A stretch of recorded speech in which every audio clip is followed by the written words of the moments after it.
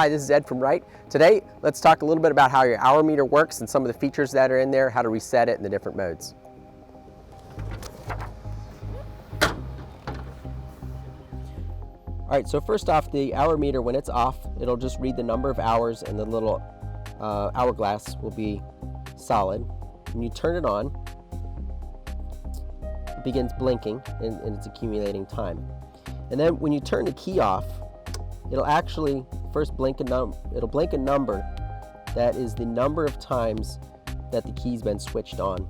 Now, the standard X reads hours slightly differently. It reads the amount of time that the ignition's been on and a person's been sitting on the platform, so that number will actually be the number of times that you've gotten off the platform. But it has a counter every time the hour meter is activated. It blinked a code number there for a second. It's counting hours, shut it off, and it blinks the number of times it's been switched off.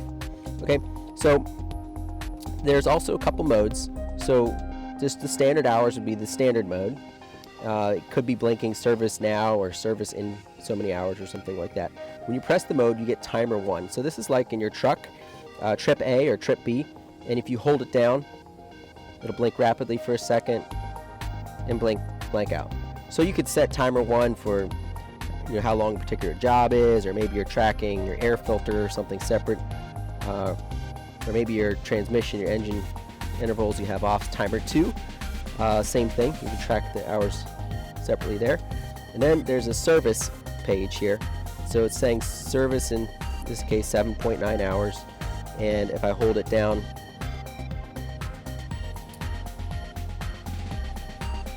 it'll blank out. There we go. And now it says service in 100. So the standard hour meter that we're using, it says to service at 8 hours at first, and then a reminder every 100 hours thereafter. Now, there's different intervals for the transmission and the engine and different engine manufacturers, but most engine manufacturers have some type of maintenance that's due every 100 hours, and so note that the hour meter is on that 100-hour cycle, and you've got to keep track of how many 100 hours you've been through for some of the other maintenance items. And it will remind you about 5 hours before you get to that point to do that. Now, the 8-hour, a lot of machines show the maintenance for the break-in at 8 hours, but do note that pretty much all the engine manufacturers now have moved towards recommending that the 8-hour oil change not be done just because it's not necessary. And so you can go straight to the 100 hours. And that's, in general, how the hour meter works. Hopefully that's helpful to you.